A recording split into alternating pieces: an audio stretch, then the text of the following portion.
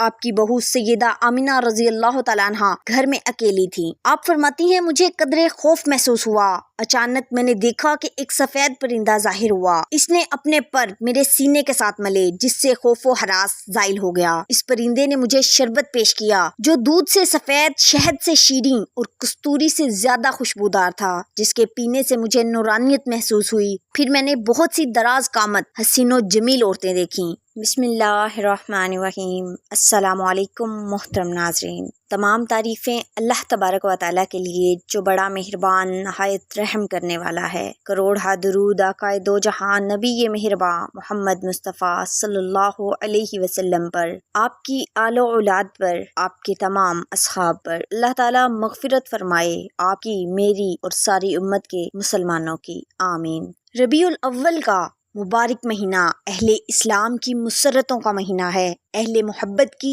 عید کا مہینہ ہے۔ جو ہی ہلال عید ربیع الاول طلوع ہوتا ہے، روحانی دنیا میں بہار آ جاتی ہے، ہر طرف جشن کا ایک سما ہوتا ہے اور میلاد کی محفلیں سجائی جاتی ہیں۔ کیوں نہ ہو کہ اس ماہ میں وہ آقا صلی اللہ علیہ وسلم جلوہ گر ہوئے جو وجہ تخلیق آدم اور بنی آدم ہیں۔ وہ محسن اعظم صلی اللہ علیہ وسلم تشریف لائے کہ اگر ان کا نور نہ ہوتا تو کائنات کی کوئی چیز معرض وجود میں نہ آتی، جیسا کہ جلیل القدر محدث امام عبدالرزاق نے سند صحیح کے ساتھ مشہور صحابی رسول حضرت سیدنا جابر بن عبداللہ رضی اللہ تعالیٰ عنہ سے مروی حدیث پاک نقل کی ہے۔ مفہوم: امام عبدالرزاق معمر سے، وہ ابن منقدر سے، وہ حضرت جابر رضی اللہ تعالیٰ عنہ سے روایت کرتے ہیں۔ انہوں نے فرمایا میں نے رسول اللہ صلی اللہ علیہ وسلم سے پوچھا اللہ تعالیٰ نے سب سے پہلے کون سی شے پیدا کی؟ تو آپ صلی اللہ علیہ وسلم نے فرمایا اے جابر وہ تیرے نبی کا نور ہے، اللہ تعالیٰ نے اسے پیدا فرما کر اس میں ہر خیر پیدا کی اور اس کے بعد ہر شے پیدا کی۔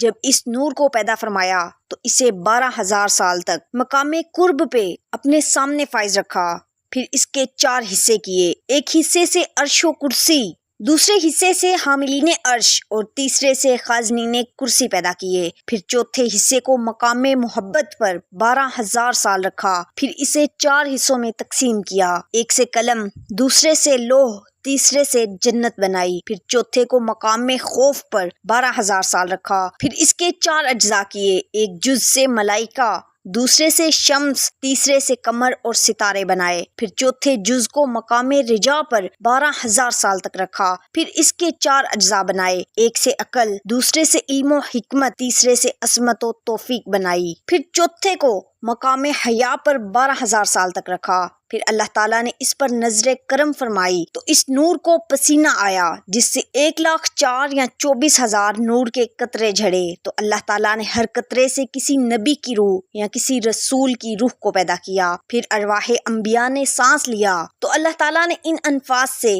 تا قیامت آنے والے اولیاء، شہداء، سعداء اور فرما برداروں کو پیدا فرمایا۔ تو عرش و کرسی میرے نور سے، کروبیون میرے نور سے، روحانیون میرے نور سے، ملائکہ میرے نور سے، جنت اور اس کی تمام نعمتیں میرے نور سے، 7 آسمانوں کے فرشتے میرے نور سے، شمس و قمر میرے نور سے اور ستارے میرے نور سے، عقل و توفیق میرے نور سے، ارواح رسل و انبیاء میرے نور سے، شہداء، سعداء اور صالحین میرے نور کے فیض سے ہیں۔ پھر اللہ تعالیٰ نے 12,000 پردے پیدا فرمائے تو اللہ تعالیٰ نے میرے نور کے چوتھے حصے کو ہر پردے میں 1000 سال رکھا، اور یہ مقامات عبودیت، سکینہ، صبر اور صدق و یقین تھے۔ تو اللہ تعالیٰ نے اس نور کو 1000 سال تک ہر پردے میں غوطہ زن رکھا۔ جب اسے ان پردوں سے نکالا اور اسے زمین پر متمکن کیا تو اس سے مشرق و مغرب یوں روشن ہوئے جیسے تاریک رات میں چراغ۔ پھر اللہ تعالیٰ نے حضرت آدم علیہ السلام کو زمین سے پیدا کیا تو ان کی پیشانی میں نور رکھا، پھر اسے حضرت شیس علیہ السلام کی طرف منتقل کیا، پھر وہ طاہر سے طیب اور طیب سے طاہر کی طرف منتقل ہوتا ہوا عبداللہ بن عبد المطلب کی پشت میں اور آمنہ بنت وہب رضی اللہ تعالی عنہما کے شکم میں آیا۔ پھر اللہ تعالیٰ نے مجھے دنیا میں پیدا فرما کر رسول کا سردار، آخری نبی، رحمت للعالمین اور روشن عزا والوں کا قائد بنایا۔ تو اے جابر، یوں تیرے نبی کی تخلیق کی ابتدا ہوئی۔ رازدان حقیقت، سراج امت، سیدنا امام اعظم ابو حنیفہ رضی اللہ تعالیٰ عنہ نے حضور صلی اللہ علیہ وسلم کی اولیت کو اس شعر میں کس جامعت سے بیان کیا ہے؟ ترجمہ: یا رسول اللہ صلی اللہ علیہ وسلم، اگر آپ نہ ہوتے تو ہرگز نہ کوئی آدمی پیدا ہوتا اور نہ ہی کوئی مخلوق پیدا کی جاتی۔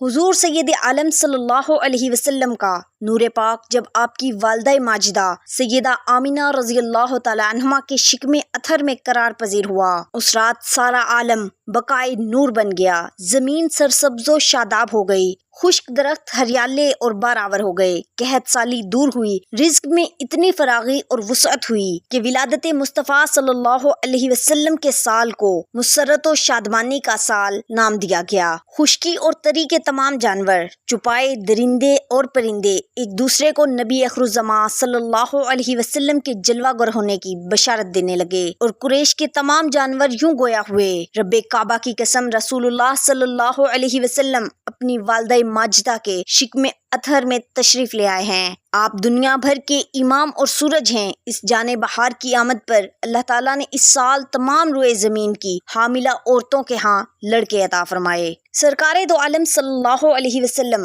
ابھی شکم مادر میں ہی تھے کہ آپ کے والد ماجد حضرت سیدنا عبداللہ بن عبد المطلب رضی اللہ تعالی عنہ کا وصال ہو گیا۔ ملائکہ بارگاہ الہیہ میں عرض گزار ہوئے، یا الہی، تیرے نبی کے سر سے باپ کا سایہ اٹھ گیا اور وہ یتیم ہو گئے۔ ارشاد خداوندی ہوا، میں خود اس کا حافظ و ناصر، ولی و مددگار، مربی و رازق، حامی و نگہبان اور کفایت کرنے والا ہوں، سو تم ان پر درود بھیجو اور ان کے اسم گرامی سے برکت حاصل کرو۔ اے فرشتو، تم ان کی ولادت سے تبرک حاصل کرو، کیونکہ آپ کی ولادت باعث خیر و برکت ہے۔ اس ارشاد گرامی سے یہ بتانا مقصود تھا کہ تم خیال کرتے ہو یتیم بے کس ہوتا ہے، مگر یہ حبیب بے کس نہیں، بلکہ یتیم ہو کر بھی بے کسوں کا والی اور بے بسوں کا سہارا ہے۔ عالم کی حاجت روائی کا سہرا اسی کے فرقد ناز پر سجتا ہے۔ سیدہ آمینہ رضی اللہ تعالیٰ عنہا فرماتی ہیں، مجھے حاملہ ہونے کا پتہ ہی نہ چلا، نہ مجھے دوسری عورتوں کی طرح کوئی بوجھ محسوس ہوا۔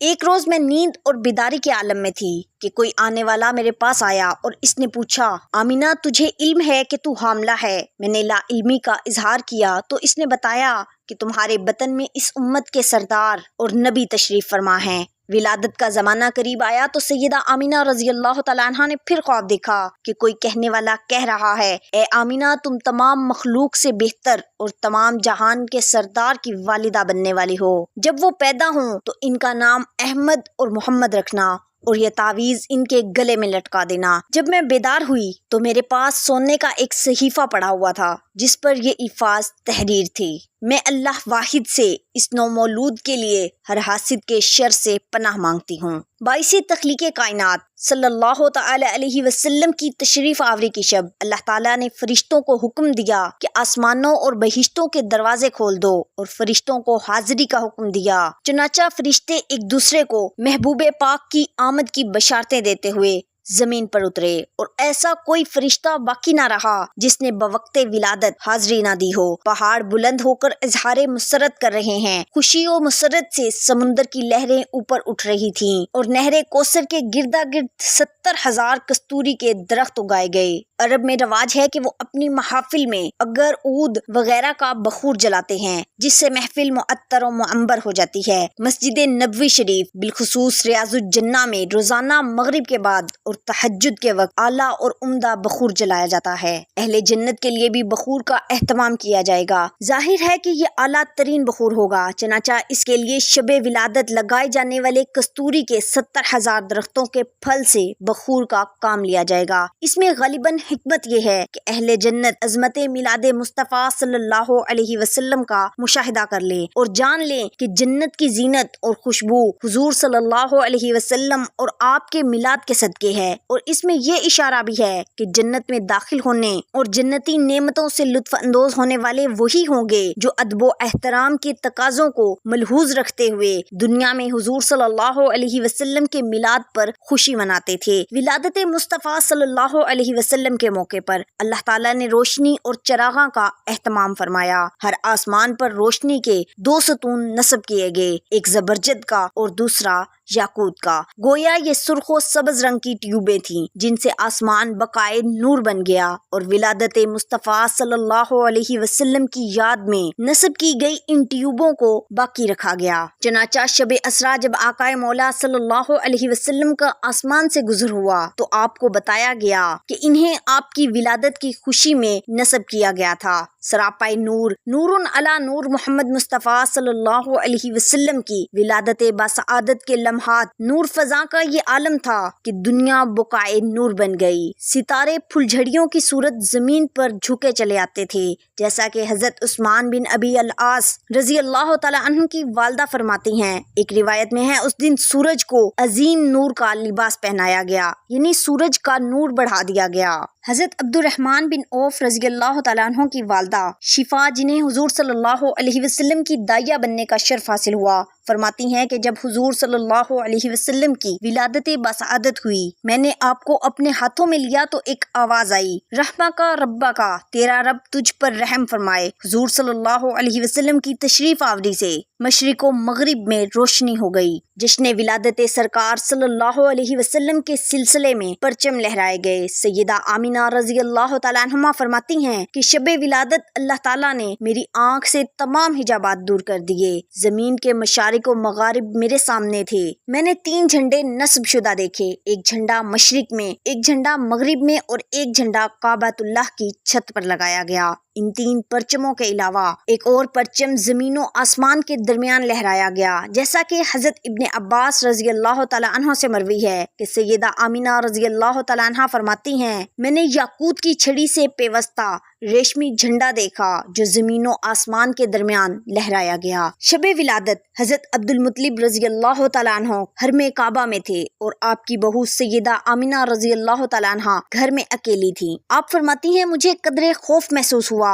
अचानक मैंने देखा कि एक सफेद परिंदा जाहिर हुआ। इसने अपने पर मेरे सीने के साथ मले, जिससे खौफो हरास जाइल हो गया। इस परिंदे ने मुझे शरबत पेश किया जो दूध से सफेद, शहद से शीरीं और कस्तूरी से ज्यादा खुशबूदार था, जिसके पीने से मुझे नूरानियत महसूस हुई। फिर मैंने बहुत सी दराज कामत हसीनो जमील औरतें देखी। मैंने कहा, तुम कौन हो? कहने लगी, आसिया फिरौन की बीवी, मरियम बिनते इमरान वालदाई हजरत ईसा अलैहिस्सलाम, और ये हमारे साथ जन्नती हुरे हैं। हुरे अर्ज करने लगी, ए आमीना, हमें अल्लाह ताला ने तुम्हारी तरफ इसलिए भेजा है ताकि आज की रात आपके यहाँ पैदा होने वाले मुबारक फर्जंद से हम बरकत हासिल करें। इसी असना में एक सफेद रेशमी चादर जमीनों आसमान के दरमियान आवेजा कर दी गई। किसी कहने वाले ने कहा, लोगों की निगाह आप पर न पड़ने पाए। फिर मैंने कुछ लोगों को फिजा में मुअल्लिक देखा जिनके हाथों में चांदी के आफताबे थे। परिंदों के एक गोल ने मेरे हुजरे को घेर लिया। इनकी चूंचे जमर्द की और बाजू याकूत के थे।